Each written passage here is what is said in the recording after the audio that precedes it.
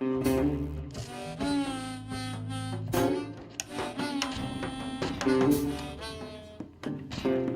name is Travis Somerville. I'm an artist in San Francisco, and my work basically deals with oppression and political racism within our society. So my previous work deals with very political issues.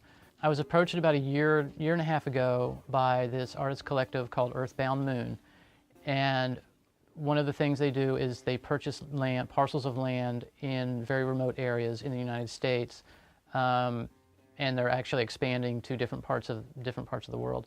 But they purchased a plot of land in Moriarty, New Mexico, right outside of Albuquerque, and they invited me to do a permanent installation on the land. Well, I wanted to do something that dealt with the land in the area that related to it, but also on a more universal level as well, not just regional.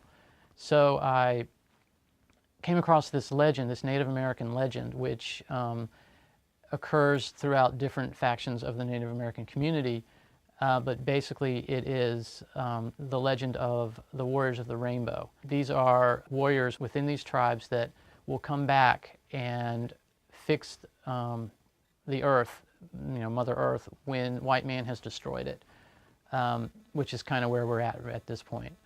So I wanted to do something that related to that, but I really wasn't sure how. And then I came up with this idea of dealing with an actual rainbow in a light installation way of some sort. And then I started thinking how important it was that it wasn't just a rainbow, that it was something more conceptual. So I came up with the idea that if it's a light project, it can only really be seen at night.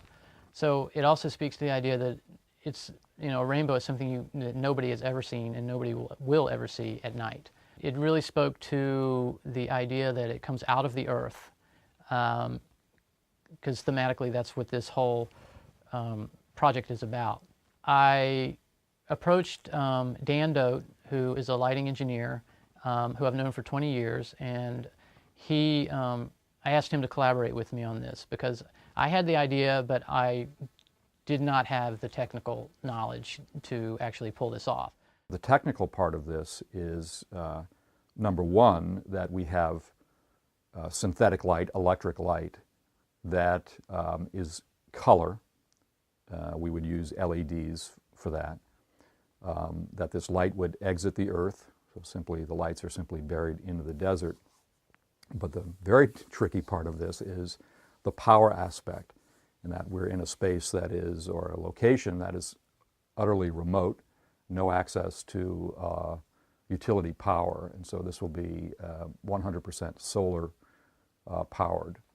Would also need to mask the system so that there's no view of this from the highway, and anyone driving by simply sees the light exiting the earth or sees the effect of the light and the color in the atmosphere.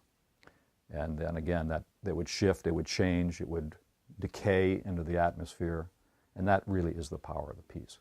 As we began to talk about the budget, we realized that there are some fundamental construction elements in the project that we need to take care of. We need to over-excavate an area that will then take the equipment and the vault that lives in the ground. And we have a number of lighting, photovoltaic panels, inverters, batteries, charge controller, and sequencers that we need to purchase for the project. The piece is completely self-contained and has a very small footprint. And we're very careful that this can be placed in the desert without disrupting things, and that there's no environmental impact whatsoever. It's a completely removable piece, and it's very sensitive to the fact that this is in the middle of the desert. Well, one of the reasons I was drawn to the myth of the Rainbow Warriors was I felt like that this legend really spoke to the current situation that we have with the planet, how we as a society are dealing with it, and how that within the Native American communities, one of the major themes throughout all of them is that for the respect for Mother Earth and how we come from that and how we eventually end up going back to that. I think that that's something that we as a society, you know, speaking from a white man's perspective, I guess, has lost. And I feel like that this not only speaks to the Native American community, but it speaks to everybody. And that's kind of the goal, is that it becomes a much broader theme and brings these issues into everybody's lives, into your life, into my life. So this is a project that's a new direction for me, and we've worked out a budget. It's a very large-scale project, and it's something that I'm very passionate about and the team is very passionate about. And hopefully you as an audience would be feel passionate about it as well. So we're doing KickStarter to ask for funds because funding in the arts is so minimal at this point, and it takes a very large budget. We've put a lot of our own money into this, so now we're reaching out to you to help us to make this project realized.